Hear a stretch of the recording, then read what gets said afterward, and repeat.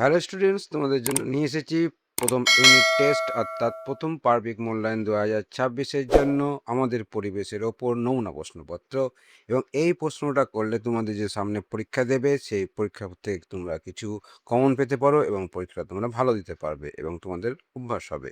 আজকে আমরা নিয়ে এসেছি সেট 3 এবং এই প্রশ্নটা তোমরা ডিসক্রিপশন বক্স থেকে পিডিএফ আকারে পেয়ে যাবে, ফ্রি ডাউনলোড করতে পারবে এবং ওখান থেকে করে নিলে তোমরা পরে ওটা প্র্যাকটিস করতে পারবে।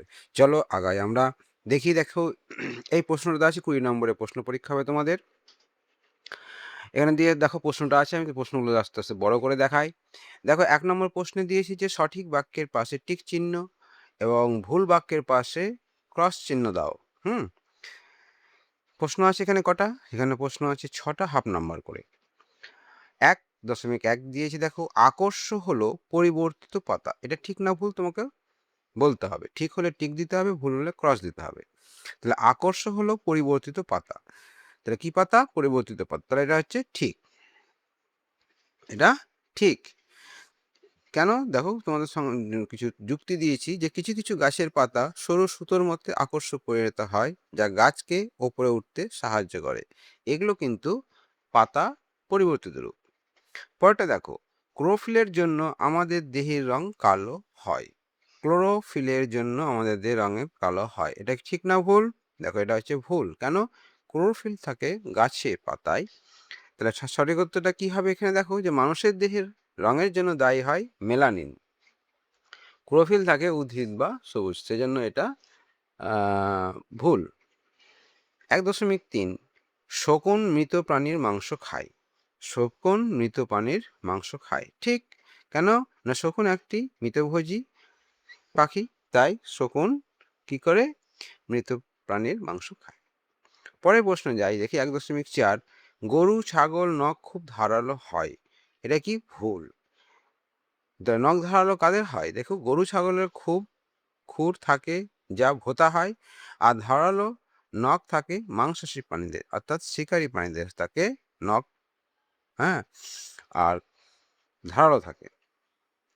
দুধে লেবুর রস দিলে দুধ কেটে ছানা হয়ে যায়, ঠিক না ভুল? ঠিক।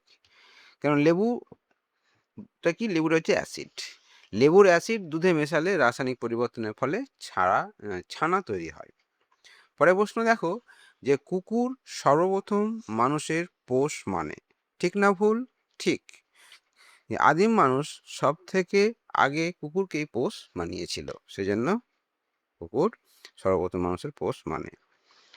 হয়ে গেল। পরের প্রশ্ন দিকে যাই আমরা। 2 নম্বর প্রশ্ন হচ্ছে যে শূন্যস্থান পূরণ করো। শূন্যস্থান পূরণ করে 6টা প্রশ্ন আছে, হাফ নম্বর করে। অস্থি মজবুত করার জন্য ড্যাশ দরকার? ক্যালসিয়াম বা ভিটামিন ডি দরকার। একটি শিকারী পাখি হলো ড্যাশ। কি পাখি? বাজ পাখি বা ঈগল পাখি বা শকুন, যে কোনো একটা দিতে পারো। 3 হাড়গুলি অস্থি সন্ধিতে ড্যাশ দিয়ে লাগানো থাকে। কি দিয়ে লাগানো থাকে? লিগামেন্ট দিয়ে লাগানো থাকে। হাড়গুলি অস্থি সন্ধিতে লিগামেন্ট দিয়ে লাগানো থাকে। ড্যাশ মাছের কোনো আঁশ নেই, তাহলে কোন মাছের আঁশ নেই? শিঙি মাছের কোনো আঁশ নেই। সাধারণত যেসব মাছের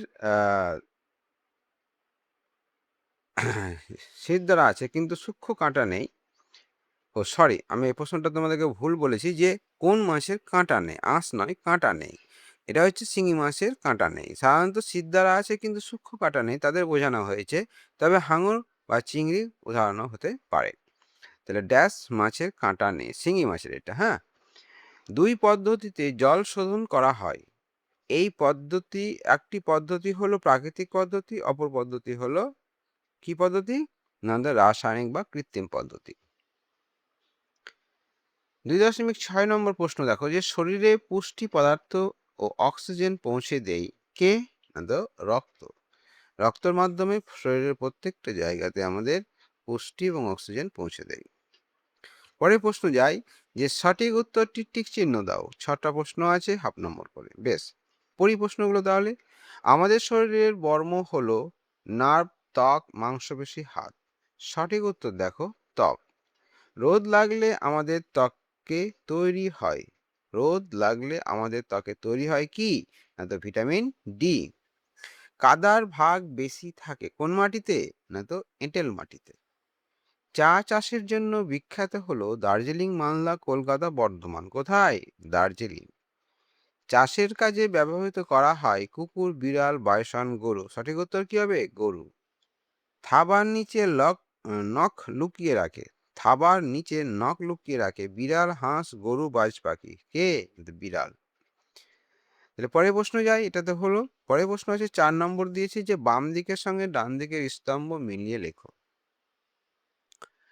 বাম দিকে আছে চিংড়ি, টিয়া, মাটির স্বাভাবিক উপাদান, হৃৎপিণ্ড। ডান দিকে আছে বন্যা, নাইট্রোজেন সার, মানব শরীরের পাম্প, অমেরুদণ্ডী। তাহলে চলো আমরা এই গাই। চিংড়ি হচ্ছে অমেরুদণ্ডী প্রাণী। টিয়াটা কি হবে? বন্য। মাটির স্বাভাবিক উপাদান নাইট্রোজেন, হৃৎপিণ্ড, মানব শরীরের পাম্প। তাহলে এভাবে তোমরা তীর দিয়ে করে দেবে, তাহলে বোঝা যাবে।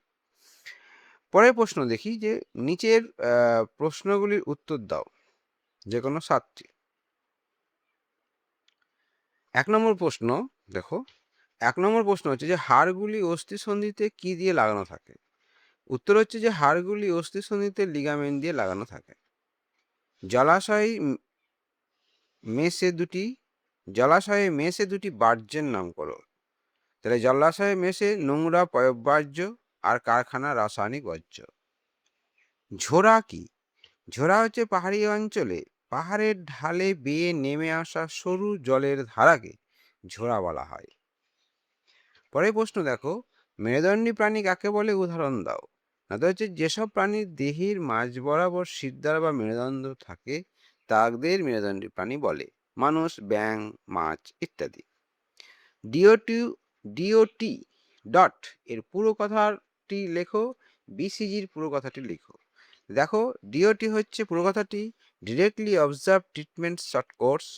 হ্যাঁ, আর বিসিজি হচ্ছে এর পুরো কথা হলো ব্যাসিলাস, হ্যাঁ, ক্যালিমেট গেরিং।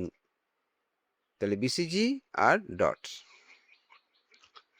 পরের প্রশ্ন হচ্ছে যে বয়স বাড়লে চুলের সাদা হয়ে যায় কেন?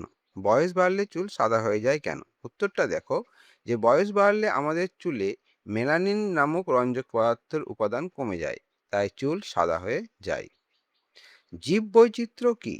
উত্তরটা হচ্ছে যে কোনো একটি নির্দিষ্ট ভৌগোলিক অঞ্চলে বসবাসকারী বিভিন্ন প্রজাতির উদ্ভিদ, প্রাণী এবং অণুজীবের সমাহার বা বৈচিত্র্যকে জীববৈচিত্র্য বলা হয়।